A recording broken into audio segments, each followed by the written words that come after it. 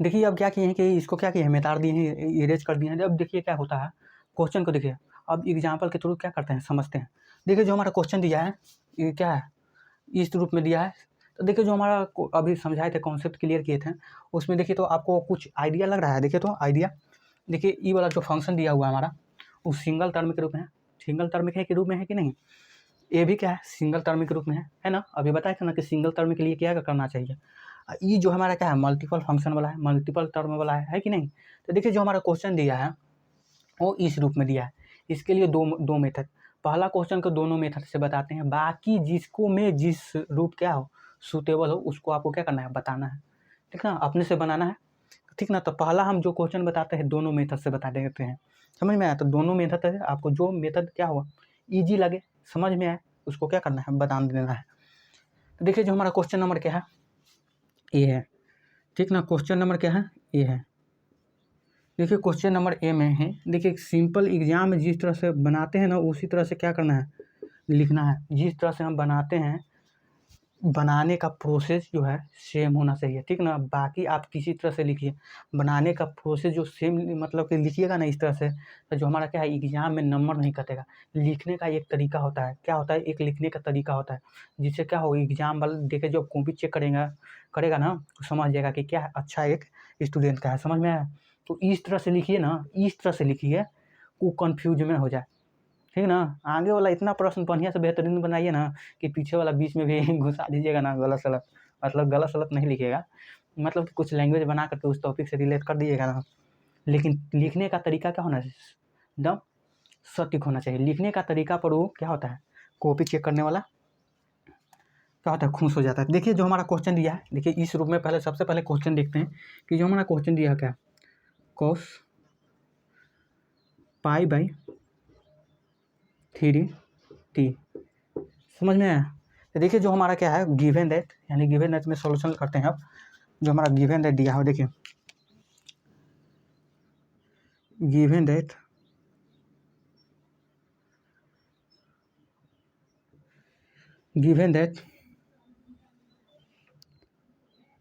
देखिए given that में जो हमारा क्वेश्चन दिया है बेसिकली उसी क्वेश्चन को क्या करना है, लिखना है cos पाई बाई 3, ठीक ना। एकदम आराम से बनाइए, एक नंबर नहीं कटेगा एग्जाम में। घड़ी ये वो रखना जरूरी है, क्या है, घड़ी रखना, हर स्टूडेंट के पास में घड़ी होना चाहिए, ठीक ना। एग्जाम जब देने जाइएगा ना घड़ी ऑटोमेटिक लेके जाइएगा, चाहे क्या ना हो, 85 रुपया वाला क्यों ना हो, लेकिन घड़ी रखना है।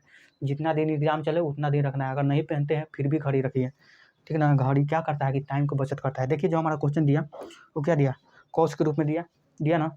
अब देखिए सिंपल क्या करना है, हम बताए थे क्या कि सबसे पहले अगर सिंगल टर्म में रूप में रहे, क्या सिंगल टर्म के रूप में रहे तो क्या चेक करना है, चेक हमारा जो करना निकालना है। यहाँ से देखिए तो एक चीज़ हमको माइंड में आ रहा है, कुछ दिमाग में आ रहा है, देखिए तो दिमाग लगे तो कि ई वाला जो वैल्यू देख रहे हैं कि जाना पहचाना होगा, जाना पहचाना होगा, ये ओमेगा नोट का तो वैल्यू नहीं है ना। तो अब यहाँ से क्लियर होगा कि जो वैल्यू है हमारा ओमेगा नोट का वैल्यू है, क्या है, तो ओमेगा नोट का वैल्यू है। तो यहाँ से लिखिए हेयर,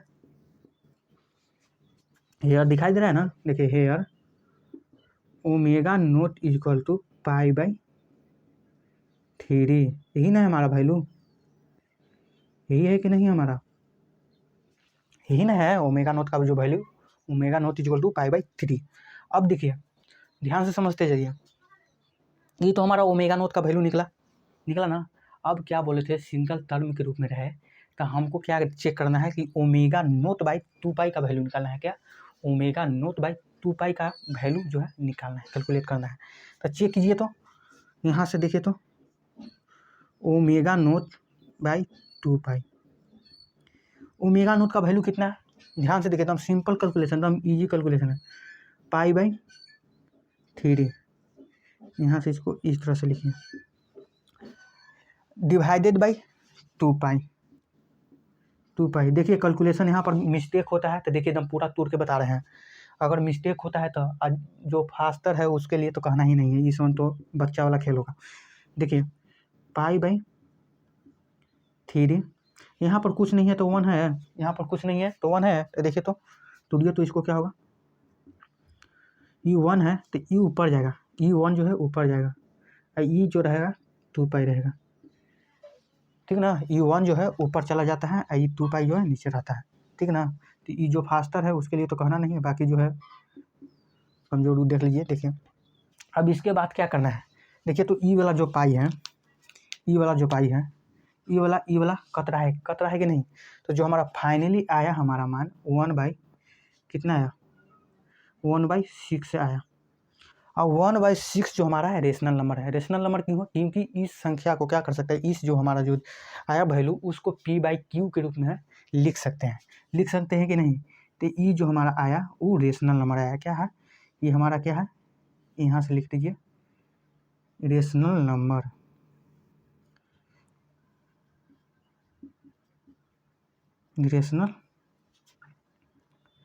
नंबर, ठीक ना। ये जो हमारा आया वो क्या है, हमारा रेशनल नंबर है, समझ में आया। ये जो हमारा आया वो हमारा क्या है, रेशनल नंबर है। अब जब रेशनल नंबर आ गया तो हमारा सिग्नल जो है पीरियोडिक सिग्नल है, क्या है पीरियोडिक सिग्नल, समझ में आया ना। कि जो हमारा रेशनल नंबर आ गया तो हमारा जो सिग्नल है पीरियोडिक सिग्नल है। यहाँ तक कोई दिक्कत नहीं होना चाहिए, एकदम आराम से समझिए, एकदम समझ में आएगा। समझ में नहीं आएगा कैसे, समझ में अवे करेगा, समझ में आया ना।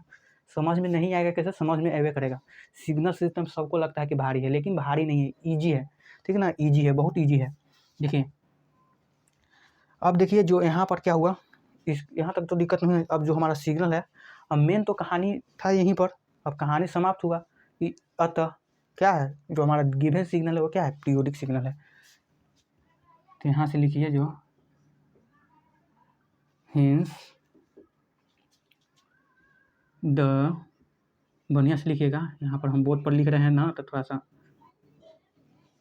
राइटिंग पर ध्यान नहीं दीजिएगा, मतलब कि हम मेरा वाला राइटिंग पर ध्यान नहीं दीजिएगा, अपना जितना बना सके उतना क्या करना है, लिखना है। हम बोर्ड पर लिख रहे हैं ना।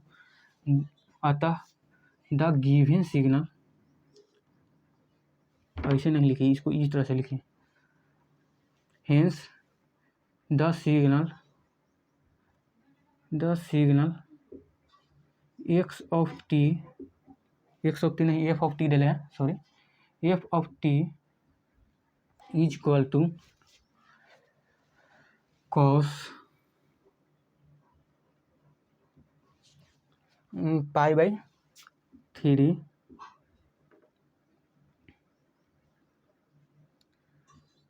t। देखिए क्या है, the signal F of t equal to इतना, the signal F of t equal to इतना सिग्नल जो है इज अ पीरियोडिक सिग्नल। समझ में आया कि जो दिया गया सिग्नल जो हमारा है क्या है, एक्स ऑफ टी जो है पीरियोडिक सिग्नल है। अब देखिए अगर क्वेश्चन में बोलेगा, क्या क्वेश्चन में कहेगा कि फंडामेंटल टाइम पीरियड, यानी टाइम पीरियड जो है कैलकुलेट करना है, समझ में आया। अगर क्वेश्चन में हमारा जो कहा वो टाइम पीरियड कैलकुलेट करने के लिए बोला, उस स्थिति में क्या करना है, कैलकुलेट करना है, नहीं तो नहीं करना है, क्या नहीं तो ज़्यादा दिमाग नहीं लगाना है, समझ में आया।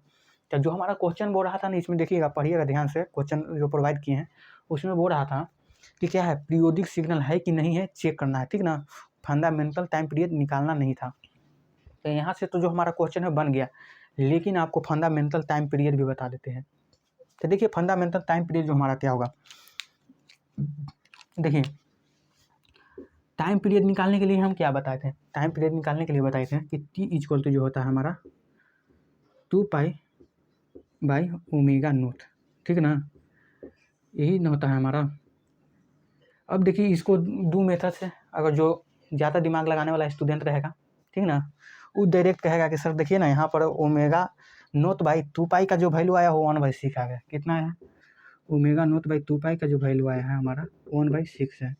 इसीलिए यहाँ पर क्या करेंगे कि 2π/ω0 इसको उल्टा कर देते हैं, क्या है इसका उल्टे ना है, तो इसको उल्टा करेंगे तो क्या होगा 2π/ω0 हो जाएगा, यानी 6/1, इसको 6 लिख सकते हैं। तो जो मतलब कि ज़्यादा दिमाग लगाने वाला स्टूडेंट रहेगा डायरेक्ट यहाँ कैलकुलेट नहीं करेगा, यहाँ से क्या करेगा डायरेक्ट लिख देगा, ठीक ना। तो देखिए यहाँ से निकालिएगा जो ω0/2π का जो वैल्यू वो क्या होगा, जो यहाँ से निकालिएगा तो वो हमारा हो जाएगा वैल्यू t = 6। और टाइम पीरियड का जो यूनिट होता है क्या होता है, सेकेंड होता है। तो जो हमारा आया सेकेंड, यही हमारा क्या है आंसर है। ये तो निकाल लिए डायरेक्ट यहाँ से ओमेगा क्या है, ओमेगा टू क्या है ओमेगा नॉट बाई 2 पाई का वैल्यू से निकालिए। अगर यहाँ पर भी निकालिए ना तो देखिए ना उतनी आएगा कि नहीं से, निकालिए कैलकुलेट कीजिए। 2 पाई क्या है ओमेगा का वैल्यू कितना है पाई बाई 3, पाई बाई 3 ठीक है ना। यहाँ पर कुछ नहीं है तो 2 पाई बाई 1 गुने 3 बाई पाई होगा ना, पाई से पाई समाप्त 6। यहाँ से भी 6 आया, वहाँ से भी 6 आया, लेकिन हम सलाह देंगे कि जब हमारा क्या है बनल बनाया खाना मिल ही रहा है तो उसको क्या करना है, खा जाना है, ठीक ना। फिर से नहीं बनाया जाएगा। अगर रूम पात्र में क्या कर रहा है बना के दे रहा है तो खा जाना चाहिए, ये ना कि ना क्या करेंगे कि हम मुँह जाके अलग बनाते हैं, ठीक ना। तो यहाँ पर क्या है बना बनाया आंसर मिल ही रहा है, इसको डायरेक्ट वैल्यू का क्या रखना है, पुट रख देना है, ठीक ना। नंबर नहीं कटेगा हमारा, नंबर जो नहीं कटेगा वो बोले ना कि यहाँ पर उनसे क्या करना है, लिख देना है क्या कि ओमेगा नॉट बाई 2 पाई का जो वैल्यू था कितना था 1/6 था। ये वाला जो है लिख देना है डायरेक्ट, क्या करना है, ये हमारा आंसर हो गया। समझ में आया? अगर अभी भी नहीं समझ में आया तो और इजी लैंग्वेज में कैसे बताएं आप ही बताइए। अब देखिए जो हमारा पहला क्वेश्चन हुआ समाप्त हुआ, क्या हुआ, पहला क्वेश्चन जो होगा हमारा समाप्त हुआ। अब दूसरा मेथड देखिए, क्या दूसरा मेथड में देखिए हम बोले थे कि क्या कि सिग्नल जो हमारा क्या है डायरेक्ट क्या रहे, जो हमारा डायरेक्ट है स्टैंडर्ड रूप में रहे, क्या रहे स्टैंडर्ड रूप में रहे, ठीक ना। तो स्टैंडर्ड रूप में देखिए फर्स्ट मेथड था। अब देखिए सेकंड मेथड को बताते हैं। सेकंड मेथड देखिए तो हम आराम से समझ लीजिए, समझ में आएगा। क्या होगा, पहला तो जो है ना कॉन्सेप्ट क्लियर करने में थोड़ा सा दिक्कत होता है, लेकिन धीरे धीरे प्रैक्टिस कीजिएगा ना तो फैमिलियर हो जाएगा। क्या फैमिलियर हो जाएगा, आप जानते हैं ना फैमिलियर हो जाने पर क्या होता है, समझ में अच्छा आता है। पढ़ाई एकदम ईजी है, देखिए ना सिग्नल से एकदम बहुत ईजी है। देखिए अब देखिए यहाँ पर क्या होता है कि देखिए सेकेंड मेथड में क्या बताए थे आपको, समझिए एकदम ध्यान से समझिए, आराम से समझिए, समझ में बहुत अच्छे तरह से आएगा। देखिए सेकेंड मेथड में बताए थे ना कि जो हमारा सिग्नल है वो क्या है, किस रूप में रहना चाहिए। तो जो हमारा देखिए तो इस रूप में स्टैंडर्ड वाला रूप में है ए कॉस ओमेगा नोट टी के रूप में है कि नहीं, इस रूप में है कि नहीं सिग्नल, ये वाला यही रूप में है। यहाँ पर ओमेगा नोट का जो क्या है वैल्यू है अलग है, ए का वैल्यू क्या है, ए का वैल्यू है 1 है, और ये वाला जो वैल्यू है वो क्या है पाई बाई 3। तो स्टैंडर्ड रूप में है कि नहीं है कि नहीं है ना। तो देखिए अब बनाते हैं किस तरह से। इसमें क्या करेंगे, जो मेथड सिंपल लगे उसको क्या करना है बना देना है, एग्जाम में नंबर नहीं कटेगा। देखिए कि गिवन सिग्नल, यहाँ पर गिवन है इसमें सब लिखना है, इतना तक सेम लिखना है, ठीक ना। देखिए नहीं तो आप लोग कहिएगा कि गड़बड़ हो गया। देखिए क्या लिखना है, यहाँ तक जो है ना सेम लिखना है, यहाँ तक जो है आपको सेम लिखना है, ठीक ना। इसको हम बार बार नहीं लिखेंगे, टाइम की बचत होगा। यहाँ तक आपको सेम लिखना है, समझ में आया। अब उसके बाद क्या लिखना है, अब ध्यान से देखिए। तो अब डायरेक्ट जो लिखेंगे ना कि द गिवन सिग्नल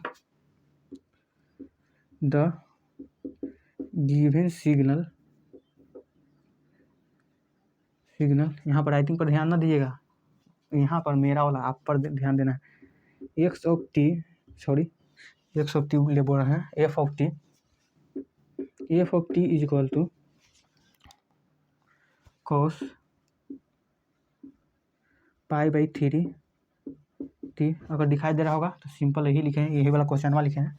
अगर नहीं दिखाई दे रहा होगा तो क्या करेंगे, देख कैमरा को घुमा देंगे। देखिए तो क्या होगा, the given signal F of T is in the standard form of, लिखिए इन द फॉर्म ऑफ, यहाँ पर स्टैंडर्ड फॉर्म ऑफ लिख देते हैं, in the standard form of, in the standard form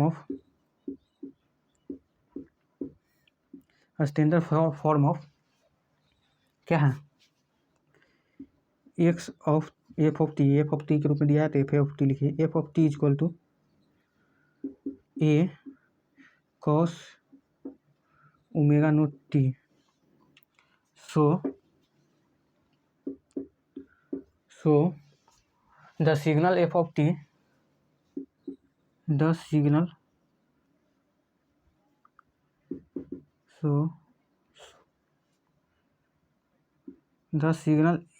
F of T is equal to कितना है, cos pi by 3 T is a periodic signal. समझ में आया क्या लिखना है? अब दिमाग में कुछ आइडिया गया?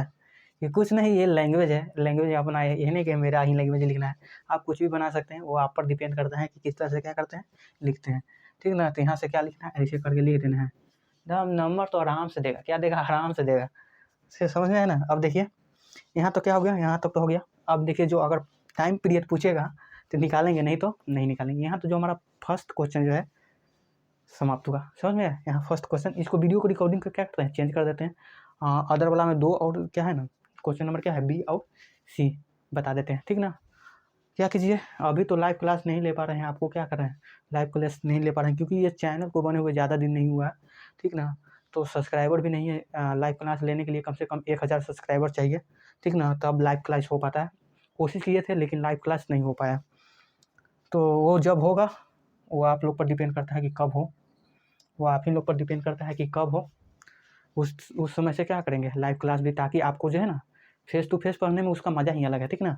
आप बोलिएगा कुछ तो क्या करेंगे, उसका रिप्लाई तुरंत दे देंगे। ठीक है ना? वहाँ से समझ में भी नहीं आएगा कि हाँ कहाँ पर नहीं आता है, उसमें थोड़ा सा मस्ती भी हो जाता है। देखिए रिकॉर्डिंग को चेंज करते हैं। ठीक ना? रिकॉर्डिंग को चेंज करते हैं। आई होप कि क्या कहो, ये सारी चीज़ें आपको क्या है, क्लियर हुआ होगा। ठीक ना? बी और सी क्वेश्चन को देख लेते हैं, बी और सी क्वेश्चन को।